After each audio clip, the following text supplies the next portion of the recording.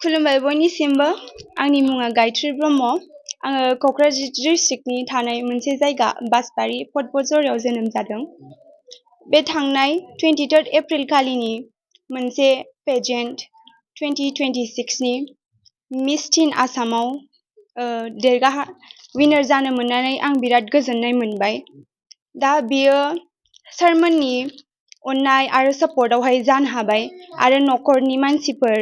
आरो गासैबो आंनि मानसिफोर न'नि मानसिफोर दा आङो सिगाङावनो आङो गिबि खेबावहाय आर'नाइ एन्टारटेनमेन्ट आरो बेनि अर्गानाइजार टीम सारमोनखौहाय आरो आइ आफा मेडिकेल प्राइभेट लिमिटेड हस्पिटाल आरो आर्ट्स एन्ड मशन डान्स स्टुडिअ'खौहाय जोबोद साबायखर बावहरनाय जाबाय बिसोरनि बे इभेन्टखौ साक्सेसफुली खालामनायनि थाखाय मानोना बहाय बिराद खस्थ' दङ बिराद माबानाय दङ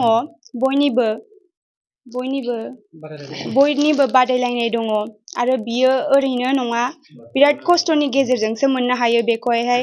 आङो बे आंनि फार्स्ट श'मोन ओमफ्राय आङो बेनि गेजेरजोंहाय आङो गिदिरसिनावनो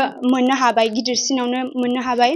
दा आङो बेनि थाखायनो बिराद गोजोननाय मोनबाय आरो आङो दा आसामखौ रिप्रेजेन्ट खालामनो थांगिरदों मुम्बाइआवहाय अक्ट'बरावहाय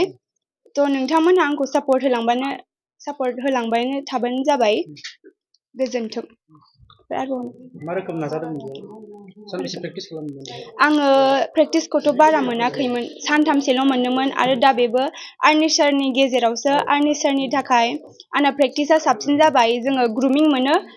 सानथामनि थ' बेजों प्रेक्टिसा साबसिन जाबाय आंना ओमफ्राय आङो बहायनो बिराद खस्थ' खालामबाय आरो बहायनो बेनोसै आंना प्रेक्टिसा बेखिनियावनो आङो बिराद आरो आंखौ बिराद नाजादों बेखौहाय थ' आङो फाइनालि बेखौहाय मोनबाय नोंथाङा फोथायनाय दंखायोमोन नामा आङो जेब्ला आंखौहाय टप 6 आवहाय नाम गाबज्रिदोंमोन होमबा आङो सानखाबायमोन बियो आंनि सायावसै आङो एन्सारखौहाय होनो हाबा मेम मोनखौहाय इमप्रेस खालामनो हाबा आरो आंनि हनेस्ट आरो आंनि गोसोजों फोथायनाय थायोबा आङो मोनगोन सानखादोंमोन आरो आं मोनबाय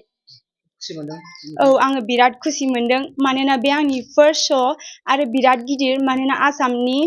आसामनिफ्रायथ' नङा माने बड'नि मानसिनि गेजेरफोरनिफ्राय आंनो फार्स्ट मिस टिन आसामाव थांनो थाखाय मोननो थाखाय आरो आं दा आसामखौ रिप्रेजेन्ट खालामगोन मुम्बाइआवहाय